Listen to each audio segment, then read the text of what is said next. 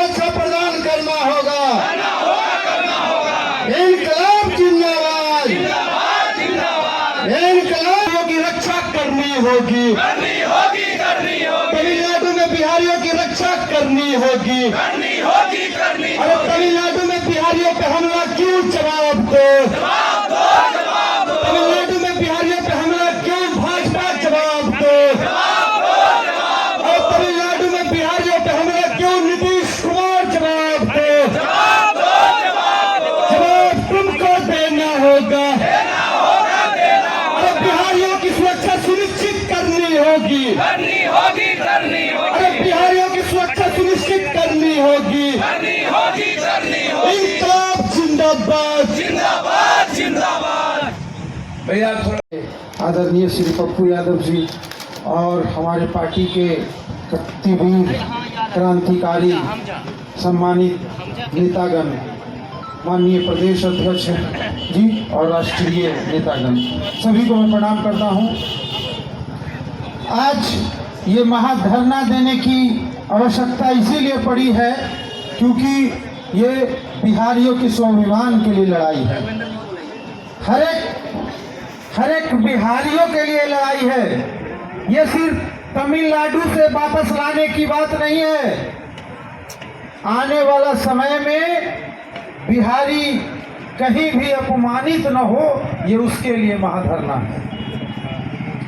और ये हिम्मत सिर्फ और सिर्फ हमारे नेता आदरणीय पप्पू यादव जी में ही है, जो बिहारियों के लिए लड़ सकते हैं। अन्यथा दूसरे नेता तो जाते हैं तो केक काट कर चले आते हैं, ये किसी से छिपा हुआ नहीं।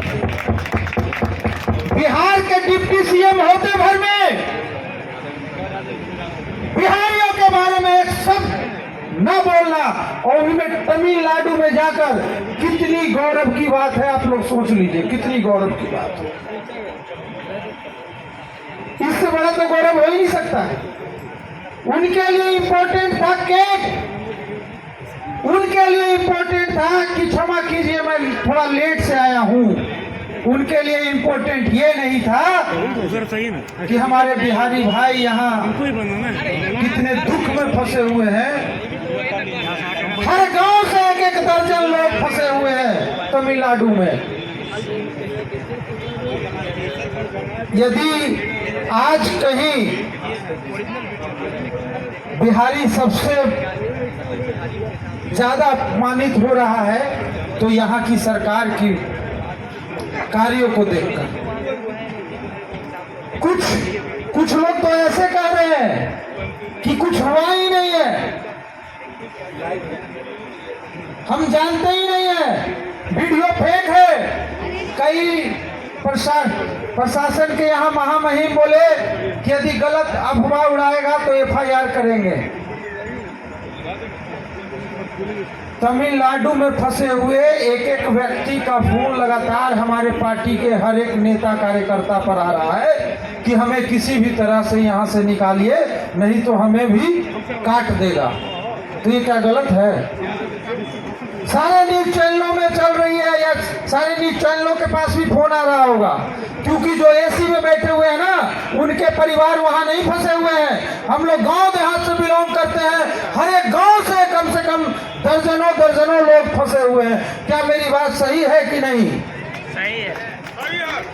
तो हर गांव से यदि दर्जनों लोग फंसे हुए हैं तो बिहार में कितनी बड़ी आबादी होगी, इसकी कल्पना करना बहुत ही सोच नहीं सकते कितनी बड़ी आबादी होगी। हम सिर्फ इतनी ही बात कहेंगे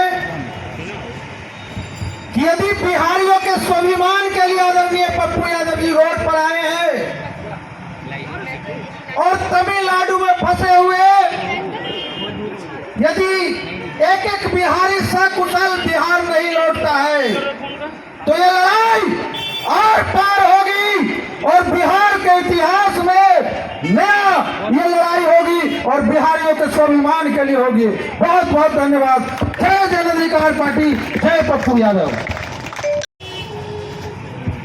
जन अधिकार पार्टी के राष्ट्रीय अध्यक्ष, पूर्व सांसद, गरीबों के मसीहा और बिहार के पर आने वाली सभी आपत्तियों को कृष्ण की तरह अपना सुदर्शन चक्र चलाकर उसको झेलने वाले हमारे नेता श्री पप्पू यादव जी, साथी अध्यक्ष, प्रदेश अध्यक्ष जी, सभी महामंत्री, राष्ट्रीय महामंत्री जी और प्रदेश के महामंत्री जी, युवा परिषद के नेतागण, अध्यक्षगण और साथियों महामंत्रियों, छात्र परिषद के नेतागण और उपस्थित पत्रकार भाइयों, आज जिस सवाल पर हम बैठे हैं वो सवाल कोई नया सवाल नहीं है। इस सवाल के लिए हमारे नेता गुजरात गए, महाराष्ट्र गए, तमिलनाडु भी गए हैं, मेघालय गए, त्रिपुरा गए। लगातार ये घटनाएं हो रही है और इन घटनाओं के बारे में सोचने के लिए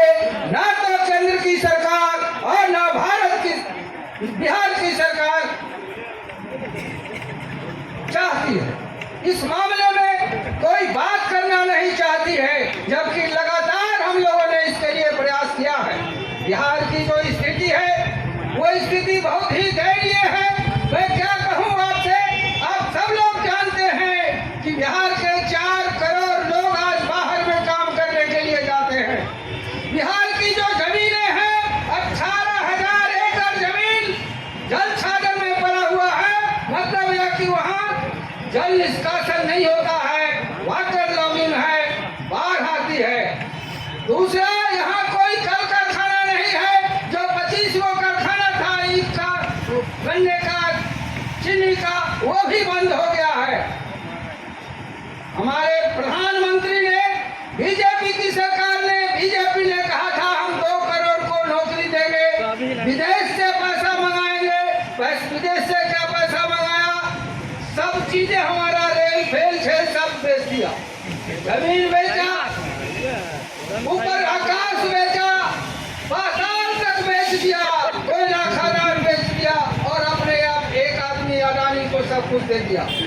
अब हम भूखे हैं, नंगे हैं, हम कहीं जाकर काम करते हैं तो उसी तरह से तमिलनाडु के भी जो लोग हैं उनको भी काम नहीं मिल रहा है। और जब इस पर कोई गाना बनता है, हम भाई बेरोजगार हैं, रोजगार चाहिए, तो तुरंत गिरफ्तारी का वारंट चला जाता। इसलिए हम सब लोग आए हैं धरना में बैठने के लिए, सरकार को जगाने के लिए, जनता को जगाने के लिए। जागो जागो जागो। हम एक बात और कहना चाहते हैं।